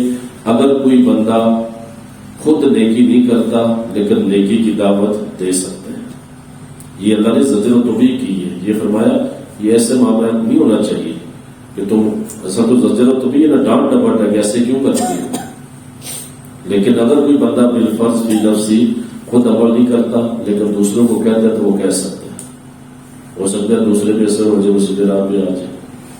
لیکن یہ اللہ کی طرف سے زجر و تبیہ ہے، ڈانٹ ڈپٹ ہے. غور کرو اپنے آپ پہ، ایسا نہ ہو کہ تم اللہ دوسروں کو کہتے ہو پھر آخرت کے اندر تم گرفتار ہو جاؤ. جو لوگ تمہاری سن کے وہ جنت میں چلے جائیں اور تم جنت کے طرف ہوتے کھا رہے ہو. بڑا ہی نازک مسئلہ ہے. پھر ارشاد فرمایا تم اپنے افلا تعقلون، تو کیا تمہیں عقل نہیں ہے؟ پھر فرمایا واستعینوا بالصبر والصلاۃ انھا لکبیرۃ الا علی الخاشعین الذین یظنون انہم ملاقو ربہم وانہم الیہ راجعون. رکوع پورا ہو گیا جی، بس ایک آیت اس کی چند منٹ کے لیے. اور فرمایا نماز صبر سے مدد، نماز صبر کے ساتھ نماز سے مدد طلب کرو، صبر کے ساتھ نماز سے مدد طلب کرو. مطلب کہ نماز صبر کے ساتھ نماز کے ذریعے مدد طلب کرو. اللہ کی بارگاہ سے، اللہ کی بارگاہ میں اس کے ذریعے مدد طلب کرو. مطلب کیا تھا نا کہ وہ جو یہ انہیں کو حکم دیا جا رہا ہے جو اہل جوڑتے ہیں، اہل کتاب ہے، کہ منافقت ان کی طبیعتوں کے اندر رچ بس چکی تھی. ایسی نہ ان کی طبیعتوں کے اندر بالکل. تو آپ ان کو کہا جا رہا ہے ایمان قبول کرو، تو وہ جو تمہارا ایمان قبول کرنے کے بعد تمہارا علاج کیا ہے؟ کیونکہ جو چیز عادت بن چکی ہے بڑی مشکل سے جان چھوڑتی ہے، تو وہ منافقت ان کی جو ہوتی ہے وہ رچ بسی ہوتی ہے، جان کر چکی تھی ان کے دلوں میں. تو فرمایا اس کا علاج جی ہے ایمان قبول کرو، اس کا علاج ہے کہ صبر کے ساتھ نماز پڑھتے رہو، اللہ سے مدد کرتے رہو، اللہ تمہارے دلوں کو صاف ستھرا کر دے گا، پاک ستھرا کر دے گا. تو فرمایا یہ ویسے ان کے لیے دشوار ہوا تھا، تو اس کا علاج یہ وَاسْتَعِينُوا بِالصَّبْرِ وَالصَّلَاةِ، نماز صبر کے ساتھ اور نماز سے مدد طلب کرو، نماز سے مدد طلب کرو. اب صبر کیا ہے؟ صبر کیا ہے؟ صبر کے بارے میں چند سن لیں کہ صبر کی تعریف یا صبر کا بھی حکم دیا. نماز، آپ کی نماز کے بارے میں حدیث سنتے رہتے، سن چکے ہیں، جانتے بھی ہوں گے. صبر کی تعریف سن لیں کہ الامساک فی دیکن دعا یا قاف، الامساک رکنا یعنی تنگی کی حالت میں روکنا، نفس کو تنگی کی حالت میں روکنا. الامساک کہتے ہیں روکنے کو، فی دیکن تنگی کا مطلب تنگی میں اپنے آپ کو روکنا، تنگی کی حالت میں. تعریف کیا ہے کہ نفس کو عقل اور شریعت کے تقاضوں کے مطابق روکنا، یہ صبر ہے. نفس کو عقل اور شریعت کے تقاضوں کے مطابق روکنا یہ صبر ہے. عقل کا بھی تقاضا یہی اور شریعت کا بھی تقاضا ساتھ مل جائے، یا عقل کا تقاضا یا شریعت یا دونوں کے تقاضوں سے نفس کو روکنا، اس کو شریعت کہتے ہیں، اس کو صبر کہتے ہیں. اور صبر کی 3 قسمیں ہیں. شروع میں نے لیکچر محض کیا تھا لیکن وہ لیکچر اس سے ہٹے تھے، تو وہ نوٹ فرما لیں. ایک صبر ہے مصائب اور تکالیف پہ صبر کرنا، مصائب اور تکالیف پہ نفس کو روکنا. یہ صبر کا مطلب روکنا ہے نا. تنگی میں جب تک تنگی ہوتی ہے دل تنگ ہوتے، سخت ہوتے. اب پہلی تعریف صبر کیا ہے؟ مصائب، جو تکلیفیں ہیں، مصیبتیں ہیں، تکلیف آ گئی، مصیبت آ گئی، اس پہ نفس کو کیا روکنا کہ نفس صبر کرے، شکوہ نہ کرے، آوازاریاں نہ کرے، لوگوں کے آگے ظاہر کرتا نہ پھرے، اللہ کی بارگاہ میں شکوے نہ کرے کہ مصیبتوں نے میرا کار دیکھ لیے، مصیبتیں جان نہیں چھوڑتی، اللہ دعا نہیں قبول کرتا، معاذ، اس طرح کی باتیں نہ کرے. تو دوسرا اطاعت اور عبادت پہ درپیش، اطاعت اور اللہ کی اطاعت اور اس کی عبادت کے معاملے میں جو مشقتیں پیش آتی ہیں اس پہ نفس کو روکے، صبر کرے. صبر کرے، مشکلیں چل کے جانا ہے جناب، وہ مسجد چل کے جانا ہے، ٹھنڈی ہوا بھی ہے، ٹھنڈا پانی بھی ہے، صبح فجر کے ٹائم بڑا مشکل، رات لیٹ سویا 12 بجے صبح اٹھنا بھی ہے 2-3 گھنٹے بعد، جو مشقتیں آتی ہیں اس پہ صبر کرے. نماز پڑھتے ہوئے گھٹنے درد کرتے ہیں، سوما ملات، ان مشقتوں پہ صبر کرے، ان مشقتوں پہ. اگر کوئی بلا برا، پھر اس کے بعد تیسری شرط ہے اللہ کے محارم سے صبر کرنا، یعنی جن چیزوں کو اللہ نے حرام قرار دیا اس سے نفس کو روکنا، شہوت کے تقاضے کو روکنا، خواہش نفس کا تقاضا تو نا، شہوت کا نفس کا تقاضا، اس سے اپنے آپ کو روکنا. گناہ کرنے کو دل کرتا ہے، رک جانا کہ میرے رب نے منع کی، اس کو صبر کہا جاتا ہے. صبر یعنی مختلف معاملات کے اندر اس کو صبر کو آپ لے سکتے ہیں. پھر ارشاد فرمایا وَاسْتَعِينُوا بِالصَّبْرِ وَالصَّلَاةِ، نماز، صبر کے ساتھ نماز سے مدد طلب کرو، نماز اور صبر سے. وَإِنَّهَا لَكَبِيرَةٌ إِلَّا عَلَى الْخَاشِعِينَ، فرمایا یہ بہت بڑی ذمہ ہے، بہت دشوار چیز ہے یہ نماز قائم کرنا. وَإِنَّهَا حاصل مراد صلاۃ، ٹھیک ہے نا، اس کی ضمیر واپس صلاۃ کی طرف لوٹ رہی ہے کہ انها لکبیرۃ الا، فرمایا یہ بہت بھاری ذمہ اور بہت دشوار چیز ہے یہ نماز قائم کرنا. الا مگر علی الخاشعین، جو ڈرنے والے ہیں اللہ سے، ان کے لیے نہیں، ان کے لیے دشوار نہیں ہے. یہ دشوار کن کے لیے؟ جن کو رب کا ڈر نہیں ہے، جن کو رب کا ڈر نہیں ہے، جو خشوع نہیں کرتے. فرمایا الا علی الخاشعین، یہ بہت بھاری ذمہ ہے، بہت دشوار چیز ہے، مگر جو خشوع والے ہیں، الا علی الخاشعین، خشوع والوں کے لیے یہ دشوار نہیں ہے، اس کو نہ کرتے ہیں. الذین، کون سے وہ لوگ ہیں خشوع والے؟ کون سے؟ الذین یظنون انہم ملاقو ربہم، فرمایا یہ وہ لوگ ہیں جنہیں یقین ہے کہ انہیں اپنے رب سے ملاقات کرنی ہے، اور وَأَنَّهُمْ إِلَيْهِ رَاجِعُونَ، اور انہیں یقین ہے کہ انہوں نے اسی رب کی طرف لوٹ کے جانا ہے. یہ خاشعین. اب اس کی صرف تھوڑی سی الا انها لکبیرۃ الا علی الخاشعین، یہ اس میں چند باتیں مزے کی سننے والی ہیں. اب دیکھیں نا خشوع کسے کہتے ہیں؟ خاشعین خشوع ڈر کو بھی کہتے ہیں، خوف کو بھی کہتے ہیں. ظاہری عذاب و سکون یعنی پرسکون ہو کے آپ نماز پڑھ رہے ہیں، دل کے اندر خوف ہے اللہ کا، آگے پیچھے نہیں دیکھ رہے، ہاتھوں سے نہیں کھیل، اس کو بھی خشوع کہتے ہیں. اللہ کا خوف دل کے اندر، اس کو بھی خشوع کہتے ہیں. اور ایک اور اس کے اندر یہ ہے کہ خشوع اس وقت ہوگا جب خوف خدا سے تمام بدن کا ہر رونگٹا کھڑا ہو جائے. اعلیٰ درجے خشوع اس وقت ہوگا جب اللہ کے خوف سے بدن کا رونگٹا کھڑا ہو جائے. وہ خاشعین جو ڈرنے والے ہیں. پھر آپ دیکھیں نا انہی کی تعریف اللہ نے قرآن حکیم کی سورہ زمر کی آیت نمبر 23 فرمایا تقشعر منہ جلود الذین یخشون ربہم. اور فرمایا جب وہ قرآن سنتے ہیں کون لوگ؟ جو اللہ سے یخشون ربہم، اللہ سے ڈرتے ہیں، تو کیا ہوتا ہے؟ فرمایا ان لوگوں کے رونگٹے کھڑے ہو جاتے ہیں. جب وہ قرآن سنتے ہیں تقشعر، ان کے بال کھڑے ہو جاتے ہیں ڈر سے، رونگٹے کھڑے ہو جاتے ہیں. جلود الذین، ان کے یعنی وہ لوگ جو اللہ سے ڈرتے ہیں، قرآن کی آیتیں سن کے جناب ان کے رونگٹے کھڑے ہو جاتے ہیں. تو خشوع یہ ہے. فرمایا الا الخاشعین، جو خشوع والے ہیں، جن کو یہ یقین ہے کہ انہیں اپنے رب کی بارگاہ میں حاضر ہونا ہے، ملنا ہے، اپنے ملاق ربہم، اپنے رب سے ملاقات کرنی ہے. فرمایا وہ ان کے لیے نماز دشوار نہیں ہے. وہ بہانے بازی نہیں کرتے صبح اٹھنا کیسے ہے، وہ تو جان جوخم میں ڈال کے کہتے نماز نہیں جانی چاہیے، جو مرضی ہو جائے، دنیا ادھر سے ادھر ہو جائے، میں نماز نہیں چھوڑوں گا. گاڑی نکلتی ہے نکل جائے، نماز نہیں چھوڑوں گا.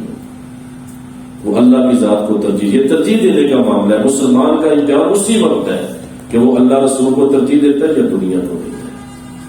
تو یہ فرمایا وہ رب سے ڈرتے ہیں. جلود الذین یخشون ربہم، سورہ زمر آپ دیکھیں شروع میں فرمایا الذین آتیناہم الکتاب، فرمایا وہ لوگ جنہیں ہم نے کتاب عطا فرمائی وہ اس کو دہراتے ہیں اور جب اس کو سنتے ہیں تو ان کے تقشعر، ان کے بال منہ کھڑے ہو جاتے ہیں، رونگتے کانپنے لگتے ہیں. وہ اب سے رب سے ڈرنے والے.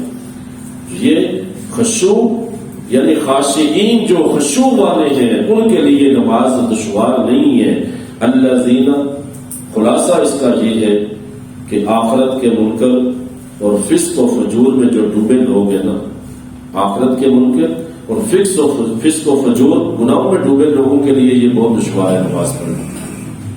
مگر جو مخلصین مومنین ہیں، مخلصین مومنین اور اطاعت گزار بندے ہیں نا، وہ اللہ کی اطاعت اور اس کے دیدار، جو اللہ کی اطاعت اور اس کے دیدار کے مشتاق ہیں، جنہیں پتہ ہے انہم ملاقو ربہم، کہ اپنے رب سے ملاقات کرنی ہے، اپنے رب سے ملاقات کرنی ہے. ہم چاہے نہ چاہے ہمیں جانا تو ہے نا. تو میں نے یا ایھا الانسان انک قادح الی ربک قدحا فملاقی، میں انسان تو درجہ بدرجہ آہستہ آہستہ چاہتے نہ چاہتے اللہ کی طرف بڑا جا رہے نا. فملاقی، ایک دن اس سے ملاقات کرے. جو ارشاد فرمایا نا کہ جو اللہ سے ملاقات کو پسند کرتا ہے اللہ بھی اس سے ملاقات کو پسند کرتا ہے، جو نہ پسند کرتا ہے اللہ بھی نہ پسند کرتا ہے. مطلب کیا؟ وقت موت، وہ جو وقت ہے اس وقت جو اللہ سے ملاقات کو پسند کرے گا نا اللہ بھی پسند کرے گا. یہ میرے بندہ میرے اللہ پسند، اللہ بھی اسے نہ پسند کرے گا. تو خشوع والے وہ ہیں، بندہ کامل مومن وہ ہے جنہیں پتہ ہے اپنے رب سے ملاقات کرنی ہے اور وہ کبھی نماز نہیں چھوڑیں گے، جو مرضی ہو جائے، اس کو دشوار نہیں سمجھتے. تو یہ بھی انہیں بتایا اور فرمایا اور اللہ رسول کے جو اللہ رسول کی ملاقات اور اس کے دیدار کے مشتاق ہیں ان پر نماز آسان ہوگی. جنہیں پتہ ہے رب سے ملنا ہے نماز ان کے لیے آسان ہوگی. اسی کسوٹی کو آپ دیکھ لیں، اسی پیمانے کو آپ مقرر کر رہے ہیں ہم سب، اور دیکھیں کہ ہمیں نماز دشوار لگتی ہے یا آسان لگتی ہے. یہ پیمانہ رکھ لے ہر مسلمان ہر جگہ پہ، اسی کسوٹی پہ اپنے آپ کو رکھے نا کہ ہمارے لیے نماز دشوار ہے یا آسان ہے. اگر تو آسان لگتی ہے ہمیں تو سمجھے کہ مخلصین مومن ہے. اگر دشوار لگتی ہے تو پھر اپنے ایمان اور آخرت پر ایمان کا جائزہ لینے کی ضرورت ہے کہ ہمارا ایمان کامل ہے آخرت پہ یعنی اللہ پہ کامل ہے. پھر جائزہ لینے کی ضرورت ہے اپنے ایمان کو دیکھنے کی اگر نماز ہمیں دشوار لگتی ہے، کیونکہ رب نے جو علامت بیان کی ہے نا خشوع اور ایمان والوں کی، فرمایا ان کے لیے نماز وَإِنَّهَا لَكَبِيرَةٌ إِلَّا عَلَى الْخَاشِعِينَ، فرمایا خاشعین جو خشوع والے یا ڈر والے ان کے لیے یہ باری نہیں. الَّذِينَ يَظُنُّونَ أَنَّهُمْ يَظُنُّ، یہ ظن جو ہے نا کئی معنی کے اندر استعمال ہوتا ہے، مختلف معنی کے اندر. ظن، ظن، ظن، یہ ظن بعضوں کا شک کے معنی میں بھی آتا ہے. ظن جو ہے نا مختلف معنی میں استعمال ہوتا ہے، اس کا معنی شک بھی ہے اور یقین بھی ہے، یقین کے معنی میں بھی آتا ہے. اور جہاں اس آیت مبارکہ میں یظنون جو ہے یقین کے معنی میں، یقین مخلصین کو یقین ہے کہ انہیں اپنے رب سے ملاقات کرنی ہے اور اس کی بارگاہ میں لوٹ کے جانا ہے، اس کی بارگاہ میں لوٹ کے جانا ہے. تو یہ تھا ایک پورا رکوع، چند آیات تھی، یہ بات تفصیل اور بھی تھی اس کی. رب العزت کی بارگاہ میں دعانے کے بارے کی کائنات اس سے یاد رکھنے کی توفیق دے. اللہ رب العزت اس کے اندر جو غلطی بتائی ہو تو اپنی رحمت کا معاملہ کے ساتھ معاف فرمائے.